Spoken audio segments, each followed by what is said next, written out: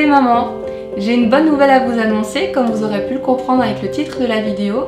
Eh bien, je suis enceinte de mon deuxième enfant et je suis vraiment ravie de pouvoir partager cette expérience avec vous puisque les débuts étaient assez difficiles.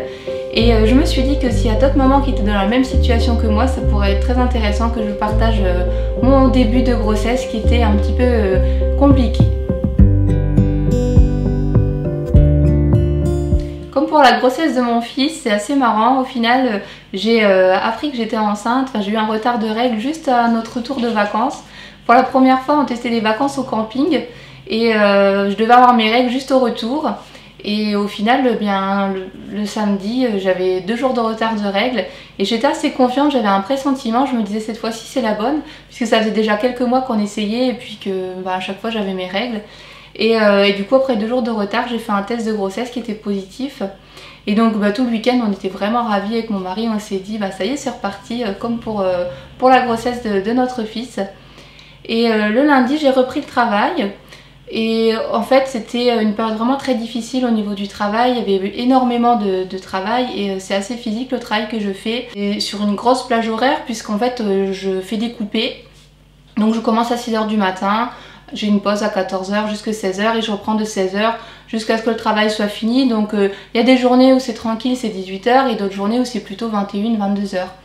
Et donc voilà, c'était une période vraiment très difficile où j'ai fait une énorme journée, j'ai vraiment couru.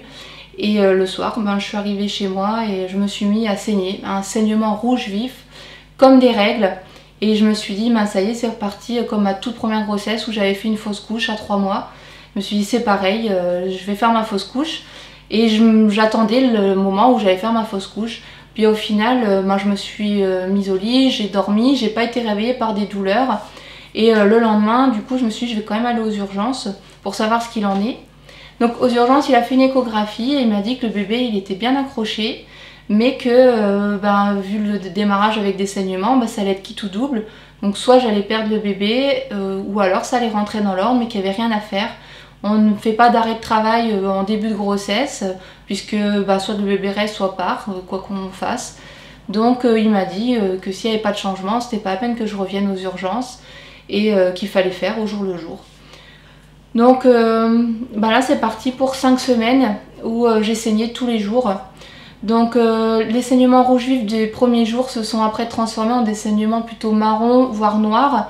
Mais les quantités étaient quand même très importantes, donc c'était pas rassurant du tout pour moi.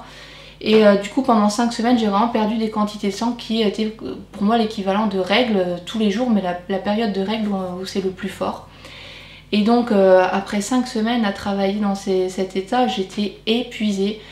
Physiquement j'en pouvais plus. Déjà il y a les hormones de grossesse qui font qu'au premier trimestre on est épuisé. Mais en plus là je pense qu'avec le saignement, j'avais une hémoglobine qui devait être dans les chaussettes. Le moral, il était au plus bas. Parce qu'en fait, tous les jours, je me disais, est-ce que la fausse couche, c'est pour aujourd'hui ou pour demain? J'avais pas du tout à me projeter et à me dire que cette grossesse, elle allait tenir. Pour moi, c'était juste gagner des jours, mais pour en arriver à la finalité, que j'allais faire une fausse couche.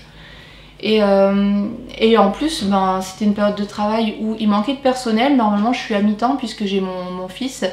Et là, ils n'arrivaient pas à mettre à mi-temps. Ça faisait des mois que j'étais à temps plein avec des heures sup. Et ils n'arrivaient pas à aménager mes horaires. Donc c'était, je crois, le mois le plus difficile de travail de toute ma vie.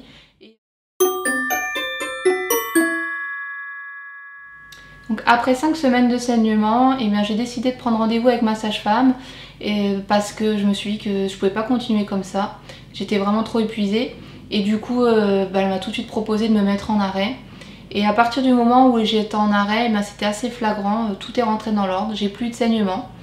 Et du coup la première échographie a suivi assez rapidement.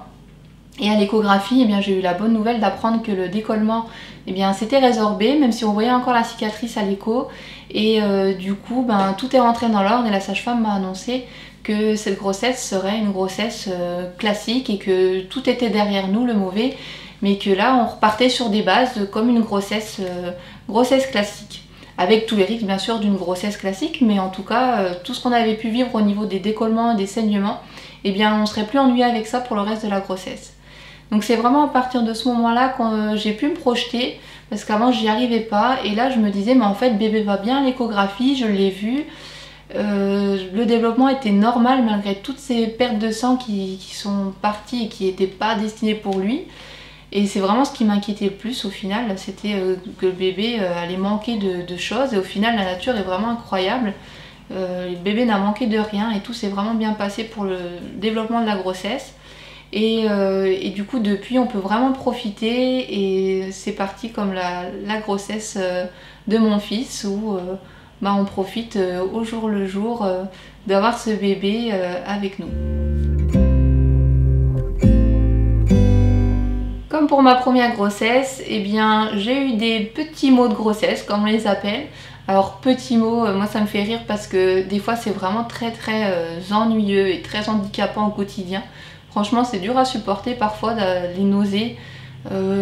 Pour mon fils j'en avais eu et elles avaient duré 4 mois, donc je savais que ça risquait d'être le même tableau. Et en fait c'était pareil, sauf que c'était 2 fois plus intense, encore plus que mon fils. Alors je ne vomis pas, mais j'étais mal tout le temps. En fait pour moi les nausées j'en ai tout le temps sauf quand je mange. Alors ce qui est parfois l'inverse pour d'autres mamans. Donc je suis bien que lorsque je mange, donc on va dire les 15-20 premières minutes de mon repas. Et après de nouveau j'ai cette sensation de trop plein, des nausées. Là j'avais en plus une sensation d'être remplie d'eau que j'avais pas eu pour la grossesse de mon fils. Mais vraiment toujours de la salive jusque dans la bouche, l'impression que tout ce que je buvais ça restait et ça remontait jusque là. Et d'ailleurs j'arrivais plus à boire d'eau, j'avais soif. Quand j'allais travailler, j'avais super soif et j'arrivais pas à boire, c'était difficile. En plus c'était pendant la période d'été, de canicule. Et donc je mourais de soif et j'arrivais pas à boire. Donc j'arrivais à boire des fonds d'eau, vraiment des petits fonds d'eau toutes les demi-heures ou toutes les heures. Et de l'eau gazeuse, chose que je bois jamais. Et là les seules choses que j'arrivais à boire c'était des boissons gazeuses en petite quantité régulièrement. Concernant les maux de grossesse, il y a également un souci que j'avais eu pour la grossesse de mon fils et qui est de nouveau là pour cette grossesse. Eh bien c'est la constipation. C'était vraiment un enfer pour mon fils, et donc là étant donné que je me sers de mon expérience de ma première grossesse, je sais que le minimum c'est de marcher 30 minutes par jour et que c'est vraiment miraculeux. Enfin si je ne marche pas, je sais que ça va être infernal, et avec les 30 minutes de marche par jour minimum, je limite vraiment la casse. Ça associé à une bonne alimentation, ça me permet de bien vivre de ce côté-là. Même si des fois, c'est quand même un petit peu gênant, et c'est quand même pas comme quand je suis hors grossesse. Clairement, les hormones de ce côté-là, elles font vraiment la différence, et ça, c'est vraiment le transit pour moi, il est vraiment catastrophique quand je suis enceinte. Ensuite, on dit aussi qu'on est hypersensible quand on est enceinte. Alors pour ma première grossesse, j'avais pas trop remarqué. Là, un petit peu, en fait, j'ai quand même eu quelques petits moments où je me suis dit tiens, je serais peut-être enceinte parce que j'étais hypersensible, surtout au travail, des situations qui m'ont fait pleurer. J'aurais peut-être pas pleuré en temps ordinaire, enfin maintenant je le sais, c'est sûr, c'est parce que j'étais enceinte, mais je me disais tiens, je suis peut-être un peu plus sensible que d'habitude, et ça m'avait un peu alertée. Je m'étais dit tiens, je suis peut-être enceinte, puisque j'avais remarqué, mais après c'est pas flagrant, je suis vraiment pas en train de pleurer tous les jours. Dans l'ensemble ça se remarque quasiment pas, quoi. Il y aurait peut-être 3 petites anecdotes que je pourrais dire, tiens là c'est sûr c'était les hormones de grossesse, mais vraiment pas grand chose sur tout le premier trimestre, et je pense que ça va pas changer jusqu'à la fin de ma grossesse, puisque pour mon fils j'étais pas non plus radicalement hypersensible, et ça va pas changé mon attitude.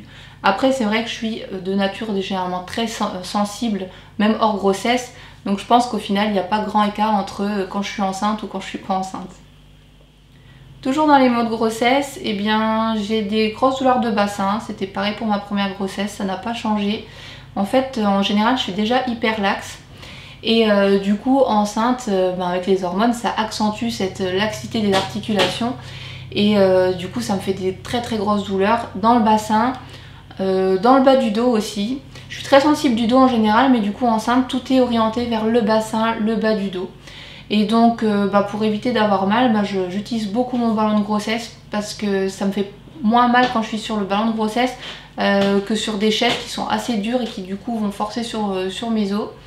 La nuit je me cale avec plein de coussins, comme ça me fait le moins mal possible et ça me permet de bien dormir. Mais bon, c'est tout à fait vivable, hein, je me plains pas du tout, mais c'est juste les petites choses comme ça. Bah, si vous êtes dans la même situation que moi, mais rassurez-vous, vous n'êtes pas toute seule, on est plusieurs dans la même situation. Concernant la prise de poids, eh bien j'en ai pas pris les 2 premiers mois, ce qui m'a étonnée puisque comme j'ai des nausées et que je suis soulagée qu'en mangeant, je pensais que je prendrais plus de poids tout de suite. Mais par contre après les 2 mois j'ai pris 4 kilos d'un coup quasiment parce que ben, je pense que ça a rattrapé le retard de tout ce que j'ai grignoté. Mais ça m'inquiète pas parce que je sais que pendant la grossesse de mon fils, j'avais fait à peu près le même schéma, c'est-à-dire que j'étais bien aussi qu'en mangeant. J'avais plus de nausées en mangeant, donc je grignotais régulièrement. Enfin en moyenne je mange toutes les 2 heures quand je suis enceinte au premier trimestre parce que ben, je supporte pas plus que 2 heures de jeûne. Et pour mon fils, j'avais pris beaucoup le premier trimestre et puis après ça avait vraiment fait un plateau, j'avais pas pris de poids. Et puis ça s'était rééquilibré sur toute la grossesse et au final j'avais pris que 12 kilos. Donc ce qui est pas énorme, surtout que j'avais j'ai un poids de départ qui est pas très élevé. Donc j'étais tout à fait dans les clous, on va dire. Et donc je m'inquiète pas pour cette grossesse, je me dis que ça fera à peu près pareil. Donc je me prive surtout pas, je fais pas de régime et je mange vraiment à ma faim en fonction de mes envies. Et je sais que de toute façon, plus tard, il y aura un moment où j'aurai moins envie de manger puisqu'il y aura ces nausées qui vont complètement passer et je vais vraiment du coup à ce moment-là retrouver l'équilibre que j'ai hors grossesse, à ne pas grignoter. Et en plus, bah, moi je ne mange quasiment pas de sucré, je mange très peu de gâteaux et quand j'ai des envies de grignotage, c'est du salé. Donc ça va être par exemple des olives ou alors je vais manger des amandes. Donc c'est des choses qui restent relativement saines et donc qui font qu'on ne grossit pas énormément, donc de ce côté là je suis pas trop inquiète.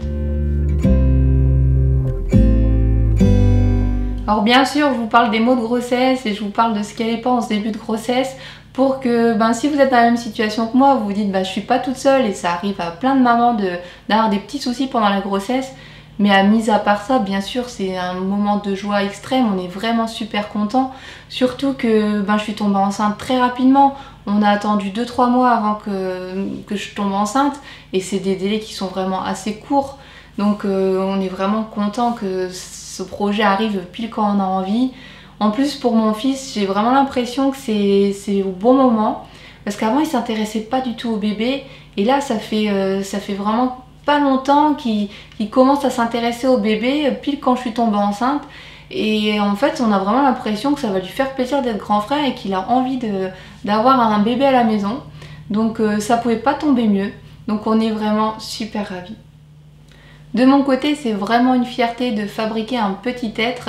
Je me rendais pas tant compte à ma première grossesse et là comme c'est la deuxième, je sais vraiment que le bébé que j'ai dans le ventre va donner un enfant mais extraordinaire avec plein de compétences qui sera complètement autonome et du coup d'encaisser toutes les mauvaises choses de la grossesse, tous les maux de grossesse, toutes les petites difficultés qu'on peut avoir. Je me dis c'est rien du tout comparé à la joie que c'est d'avoir un enfant après. Et je me dis aussi que beaucoup d'hommes ne sauraient pas encaisser tout ce que les femmes encaissent. Donc pour moi c'est vraiment une fierté et je donnerai ma place pour rien au monde à mon mari. Et du coup je pense que les mamans peuvent vraiment être fières de ce qu'elles sont et que c'est vraiment une fierté d'être une femme. Et je vous laisse sur cette note très positive et je vous dis à bientôt dans ma prochaine vidéo.